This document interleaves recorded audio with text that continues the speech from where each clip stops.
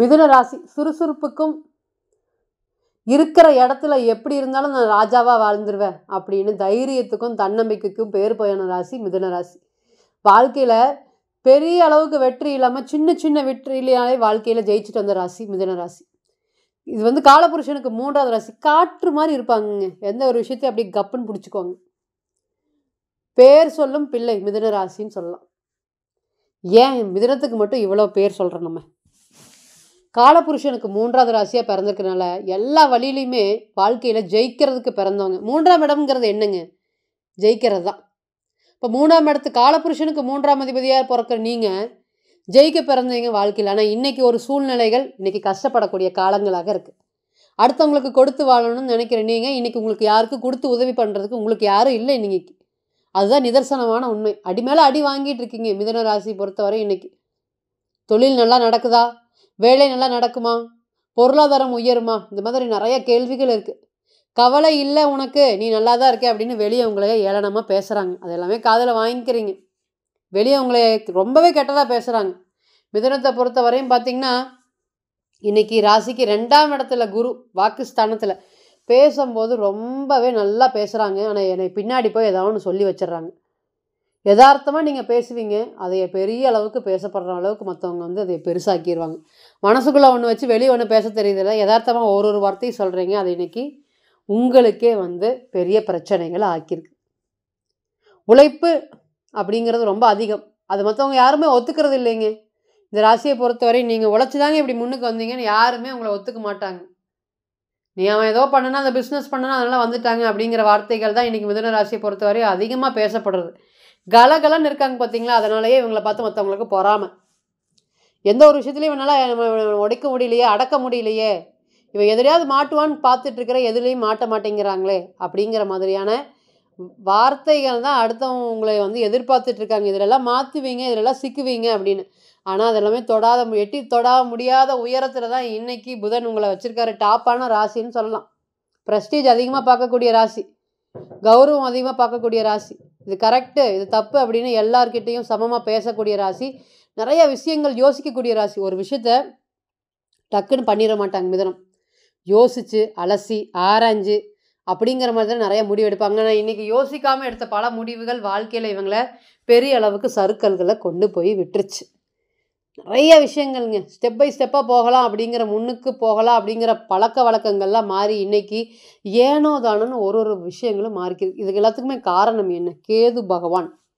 கேதுங்கிற கிரகம் 3 9ஆம் இடத்துல எப்போ உட்கார்ந்ததோ சின்ன விஷயத்துக்கு பெருசாக போராட வேண்டியது. நல்லா பாருங்கள், தொழில் 100% நடந்திருக்கு. ஒரு 100 ரூபாய்க்கு வியாபாரம் நடந்துட்டு இருந்த இடத்துல இந்த ராகு கேதுவோடைய பயிற்சிக்கு அப்புறம் 50 ரூபா 40 ரூபா அந்த அளவுக்கு பார்த்திங்கன்னா தொழில் சார்ந்த விஷயத்தில் இருக்கக்கூடிய பிரச்சனைகள் கடுமையாக அதிகமாயிருக்கும். எந்த ஒரு விஷயத்தை எடுத்தாலுமே மாட்டக்கூடிய ஒரு சூழ்நிலைகள், இந்த கலகலப்பா அதெல்லாமே போயிடுச்சு. வீட்டில் சொந்த எதிரிகளை பார்க்கக்கூடியது. இதெல்லாம் என்ன காரணம்? ஜென்ம குரு காலம். ஜென்ம குரு உங்களைய பாடாப்படுத்துது. இன்னுமே பாருங்கள், அதிசாரத்தில் தான் போயிருக்காரு. திரும்பி வர்றதுக்கு காத்துட்ருக்காரு குரு. அப்போ பிரச்சனையெல்லாம் பாதி தான் கடந்த மாதிரி இருக்கீங்க இன்றைக்கி மிதுன ராசி மற்றும் மிதுன லக்னம்.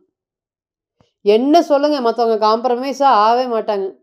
இந்த காதல் சம்மந்தப்பட்ட விஷயத்தில் கடுமையான பிரச்சனைகளும் மன வலிகளும் இன்றைக்கி இந்த மிதுனம் ஃபேஸ் பண்ணிகிட்ருக்கு. இன்னுமே பார்த்திங்கன்னா திருமண வாழ்க்கை அப்படிங்கும்போது நீ பெருசா நான் பெருசா அப்படிங்கிற மாதிரி இருக்குதுங்க. எந்த ஒரு இடத்துலையுமே நோ காம்ப்ரமைஸ் அப்படிங்கிற மாதிரி வந்துருச்சு. இன்றைக்கி என்னதான் நடக்கும் ஃபைனலாக சொல்லுங்கள் அப்படிங்கிற மாதிரியான கேள்விகளும் நிறையா இருக்குது. மிதுனத்தை பொறுத்தவரை திருமண வாழ்க்கை நல்லா இருக்குமான்னு சொல்கிறதா, இல்லை 7ஆம் அதிபதி 2ஆம் இடத்துல பாதகாதிபதி உட்கார்ந்துருக்காருன்னு சொல்கிறதா, இல்லை திருமணம் சம்மந்தப்பட்ட விஷயங்களுக்கு நல்லதுன்னு சொல்கிறதா, 3மே நடக்கிறதுக்கு காத்துட்ருக்கு. இதெல்லாமே பிறந்த காலம் ஜாதகத்தில் இருக்கக்கூடிய தசாபுத்தி அடிப்படையில் நடக்கிறதுக்கு காத்துட்ருக்கு. ஸோ இந்த பலன்களை கொண்டு போய் அப்படியே அங்கே பொருத்தி பார்க்கக்கூடாது. ஸோ தனி மனித ஜாதகம் மட்டும்தான் இதுக்கு எல்லாத்துக்குமே தெளிவாக பதில் சொல்லும். ஸோ கோச்சார பலன்கள் அப்படிங்கிறது குரு அப்படிங்கிற ஒரு கிரகத்தை மட்டுமே வச்சு நம்ம பேச போகிறோம். இன்றைக்கி குருவோடைய பார்வையில் செவ்வாய் புதன் பயணிக்கக்கூடிய நாட்கள். ராசியாதிபதி 6ஆம் இடத்தோடு சேர்ந்து 6ஆம் அதிபதி பார்வையில் இருக்கார். 1-6 ஸ்ட்ராங்கான தொடர்பு இருக்குது. கூட குரு இருக்கார். குருவோடைய பார்வையில் இருக்குது. குருவோடைய எக்ஸாக்ட் டிகிரி பார்வையில் இருக்குது. எப்படி இருக்க போகுது இந்த மிதுன ராசி மற்றும் மிதுன லக்னத்துக்கு? ப்ரெஸ்டீஜ் ரொம்ப முக்கியம் வாழ்க்கையில் அப்படின்னு நிறைய விஷயங்கள் கடனுக்கான வாழ்க்கையாகவே இருக்குது. மிதுனத்தை பொறுத்த வரையுமே இன்றைக்கும் மிதுனம் கடன் என்ன வாங்கியிருக்கு அப்படின்னு யாருக்கிட்டையும் சொல்லாமல் மூடி மறைச்சி வச்சுருக்கீங்க. நீங்களாக வந்து கேட்டிங்கன்னா கூட இன்றைக்கி யாருமே சொல்கிறதுக்கு, உங்களுக்கு ஆறுதல் சொல்கிறதுக்கு ஆள் இல்லாமல் சுற்றியுமே அமைதியாக உட்காந்துட்ருக்கீங்க. ஒரு ஒரு நாட்களும் இன்றைக்கி மிதுன ராசியை பொறுத்தவரை என்ன அட்வைஸ் பண்ணாலும் யாருமே கேட்க மாட்டாங்க. ராசிநாதன் 6ல் இருக்குது பார்த்தீங்களா, அதனால் என்ன அட்வைஸ் பண்ணாலும் கேட்க முடியாது. இல்லைங்க நான் திரும்பி வந்துடுவேன், ஜெயிச்சிருவேன் அப்படிங்கிற பாசிட்டிவான எண்ணங்கள் ரொம்ப அதிகமாக இருக்கக்கூடிய ராசி. அதனால் இன்றைக்கி அந்த பாசிட்டிவிட்டி அப்படிங்கும்போது 6ஆம் இடத்தோடு இருக்கும்போது ரொம்ப கம்மியாக இருக்கும். நான் ஜெயிச்சிருவேனா, எனக்கு நம்பிக்கை இல்லையே, உண்மையா இதெல்லாம் அப்படிங்கிற மாதிரியான கேள்விகள். அது எல்லாமே இனி வரக்கூடிய காலங்களில் மாறப்போகுது. இடம் வீடு சம்மந்தப்பட்ட விஷயத்தில் இருக்கக்கூடிய பிரச்சனைகள் இது தீருமாங்க. பல வருஷமாக இந்த ப்ராப்பர்ட்டிஸ் என்னால் அனுபவிக்கவே முடியாமல் காத்துட்ருக்கேன், இது யார் தான் அனுபவிக்க முடியும் சொல்லுங்கள் அப்படிங்கிற மாதிரியான கேள்விகளுக்கு நிச்சயமாக பதில் சொல்லக்கூடிய காலம். என் பேரில் ஒரு இடம் வாங்க முடியல, என் பேரில் ஒரு வீடு வாங்க முடியல, எனக்குன்னு ஒரு இடம் இல்லை, வீடு இல்லை, வாடகை வீட்டில் என்னால் வசிக்க முடியல. 7/1/7 பாதகம் வந்தாலே 1/6 பாதகம் வந்தாவே இந்த மாதிரி வாடகை வீட்டில் சுற்றியுமே இடம் சார்ந்த விஷயத்தில் கடுமையாக பிரச்சனை. நல்ல தாயும் பிள்ளையுமா பழகிட்டு இருந்தோம், 1 வருஷம் 2 வருஷம் 10 வருஷமாக பழகிட்டு இருந்தோம். திடீர்னு எங்கிருந்து இந்த பிரச்சனை வந்ததுன்னு தெரியல, அவ்வளோ ஒரு பிரச்சனைகள். அதனால் சொந்த வீடு கட்டிட்டு போகலாங்கிற முயற்சியில் இருக்கோம். இந்த வீடு அமையுமா எங்களுக்கு? எஸ், நிச்சயமாக அமையக்கூடிய காலமாக இருக்கும். அதே போல் ஹெல்த் சம்மந்தப்பட்ட விஷயத்தில் இருக்கக்கூடிய பிரச்சனைகள்லாம் படிப்படியாக தீரும். சிறு வாக்குவாதம் பெரிய பிரச்சனையாக்கிறதுக்கு நிறைய பேர் காத்துட்டு இருந்தாங்க, அதுக்கு நீங்கள் வழி கொடுத்துட்டு இருந்தீங்க. இத்தனை நாளாக வந்து அவங்களுக்கு எல்லாத்துக்குமே வந்து ஒரு ஹிண்ட் மாதிரி கொடுத்து பிரச்சனை நிறைய பேசிகிட்டே இருந்தீங்க. இனி அதெல்லாமே மாறப்போகுது. ஏமாற்றத்தையும் வலியும் கடந்த வாழ்க்கையாக மிதுன ராசிக்கு இனி அது எல்லாத்தையும் கடந்து ஒரு நல்ல ஒரு ஏற்றத்துக்கு உண்டான வாழ்க்கையாக மாறப்போகுது.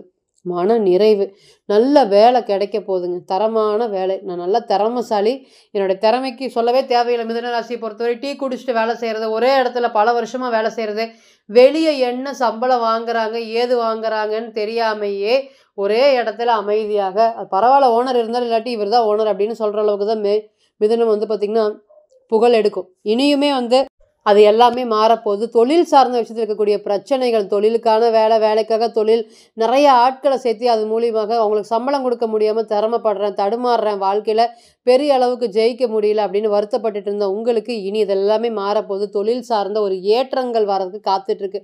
தொழில் ஸ்தானத்தில் தொழில் ஸ்தானாதிபதியே உட்காந்துட்டாரு, அதனால் என்ன ஒரு விஷயம் நல்லது நடக்கிறதுக்கு காத்துட்ருக்கு. சனீஸ்வர பகவான் வக்ரமாக இருக்கார், அதனால் தொழிலில் வந்து நேர்த்தி பிடிபடாமல் தொடர்ந்து போராடிட்டு இருக்கீங்க. எங்கிட்ட கையில் இருக்க வெற்றி, அப்படின்னா நான் நிறைய போராடிட்டு இருக்கேன், கொஞ்சம் போராடினா ஜெயிச்சிருவேன் அப்படிங்கிற எண்ணத்தை அதிகமாக கொடுப்பாங்க. நிறையா பேர் வாழ்க்கையில் மேலே மேலே ஏறி முன்னுக்கு போயிட்டாங்க. ஆனால் நான் எல்லாரையும் வந்து மோட்டிவேட் பண்ணிட்டு தான் இருக்கேன்னு தவிர்த்து நான் இன்னும் வாழ்க்கையில் வளர்ச்சி அடையலை அப்படிங்கிற வருத்தங்கள் இன்றைக்கி மிதுனத்துக்கு பொறுத்தவரை ட்ராவல் ஆகிட்டே இருக்குது. இனிமேல் அதெல்லாமே மாறப்போகுது. ஒரு உயர் பதவி, தொழில் ரீதியான வெற்றி, இதெல்லாமே இனி வரக்கூடிய காலங்களில் உங்களுக்கு கிடைக்க போகுது. அதே போல் நல்லவன் கெட்டவன் தெரியாமல் பழகி அதனால நிறைய கடன் பிரச்சனைகள் மிதுனத்தை பொறுத்தவரையும் அதிகமாக இருக்குது. எல்லாருக்கும் ஹெல்ப் பண்ணுறதே இந்த ராசி தானேங்க, இரட்டைப்படை ராசி. இப்போ இல்லைன்னு சொல்ல தெரியாது, உதவி பண்ணிடுவாங்க. அந்த உதவி பண்ணுறதுனால பல பிரச்சனைகள். இது இன்னதான் பிரச்சனைன்னு இல்லை, நம்மக்கிட்ட இல்லைனாலுமே பக்கத்தில் இருக்கவங்ககிட்ட கடன் வாங்கியாவது கொடுத்து அவங்க மனசை சந்தோஷப்படுத்துறணும், அவங்க சங்கடப்படக்கூடாதுன்னு நினைக்கக்கூடிய ஒரே மனப்பான்மை கொண்ட ராசி. அதனாலேயே இன்றைக்கி இவங்களும் கடனாளியாகி சுற்றி இருக்கிறவங்களையும் கடன் பண்ணுறாங்க. பார்த்திங்கன்னா அப்படியே கடனுடைய செயின் மாதிரி ட்ராவல் ஆகிட்டே இருக்கிற மாதிரி ஒரு சூழ்நிலைகள் இருக்கும். அதெல்லாமே இனி வரப்போகுது. இனி வரக்கூடிய காலங்களில் சிறந்த வேலை வாய்ப்புகள், பணம் சார்ந்த சேமிப்பு, அதுதான் முதல்ல கிடைக்க போகுது. பணத்தை சேமிக்க முடியலன்னு தடுமாறிட்டு இருந்த இந்த மிதுன ராசிக்கு இனி வரக்கூடிய காலங்கள் நல்லா வந்து ப்ரே பண்ணிக்கோங்க. ராசிநாதன் அடுத்ததும் பாருங்கள் 7ஆம் இடத்துக்கு போய் ராசியை பார்க்க போகிறாரு. ராசிநாதன் ராசியில் இருக்கிறதும் சரி பார்க்குறதும் சரி வருஷத்துக்கு ஒரு முறை மட்டுமே தான் நடக்கும். அந்த மாதிரி இருக்கிற நாட்கள்லாம் வசந்தமான நாட்கள்னு எழுதி வச்சுக்கலாம். என்ன பண்ணுங்கள், வாழ்க்கையில் ஒரு முன்னேற்றம், ஒரு ஜெயிக்கிறதுக்கு உண்டான வெற்றி. கடைசிக்கு அந்த கோச்சாரம் அப்படிங்கிறது கடைசிக்கு ஒரு 20% பலன்களை கண்டிப்பாக கொடுத்துட்டு போயிடும். ராசிநாதன் ராசியை பார்க்குறேன், இல்லை நான் பரவாயில்ல எஃபர்ட்ஸ் போகிறேன், நான் ஜெயிச்சிருவேன், எனக்கு நம்பிக்கை இருக்குது அப்படிங்கிற ஒரு ஹோப்பு, ஒரு பாசிட்டிவ் அப்படிங்கிறது நேரத்தில் நிச்சயமாக வெளிப்படும். இத்தனை நாளாக முன்னேற்றம் இல்லை, இனி முன்னேற்றத்துக்கு உண்டான காலமாக இருக்கும். 3ஆம் இடத்துல கேது இருக்கட்டும், இருந்தாலுமே குருவோடைய கோச்சாரம் உங்களுக்கு ரொம்ப பாசிட்டிவாக இருக்குது. இப்போ நிறைய புதிய விஷயங்கள் நடக்கிறதுக்கு காத்துட்ருக்கு.